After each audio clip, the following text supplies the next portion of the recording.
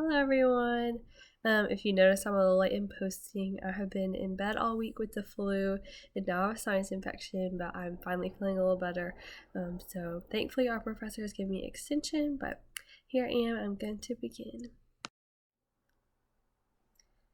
So my personal golden rule of counseling, I think it would be just to see where each client is, obviously, and see what that individual's biggest needs are, and then from there, learning how you can be that client's biggest advocate and seeing what exactly they need, what they aren't getting, and how you can teach them and empower them to acquire those either resources or skills or whatever it might be for their life situation.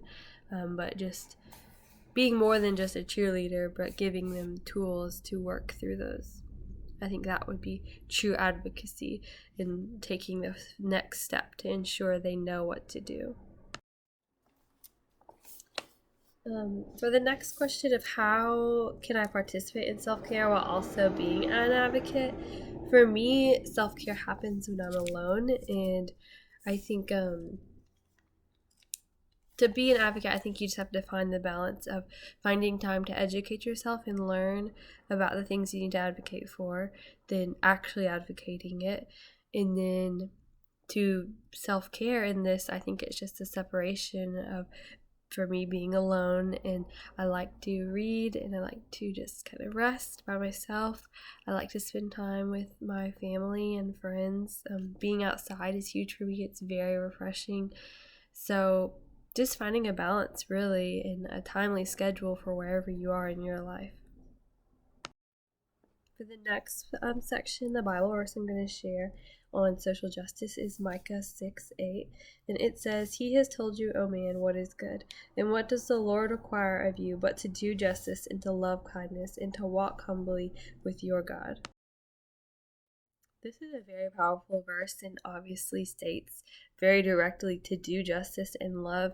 And as a counselor, I think that should be the heart behind a lot of the work, is to do justice and love the client because you want the best for them, the most equal situation, the best opportunity. This actually made me want to read a quote from the Values in Social Justice and Counseling article. It says, "Social justice is present when harmony prevails as a result of equitable access and participation for most people." That just kind of fully covered like what advocacy is and how it can be done, and I think that goes perfectly with this verse. For action that I can take to do social justice, last year I was involved in a group called the Social Justice Campaign, and we would choose a different focus every year of someone who needed to be advocated for. So one year we did refugees, and we focused specifically on the city of Clarkston near Atlanta in Georgia, and it's one of the most diverse square mile cities in the U.S., if not the most, I can't remember.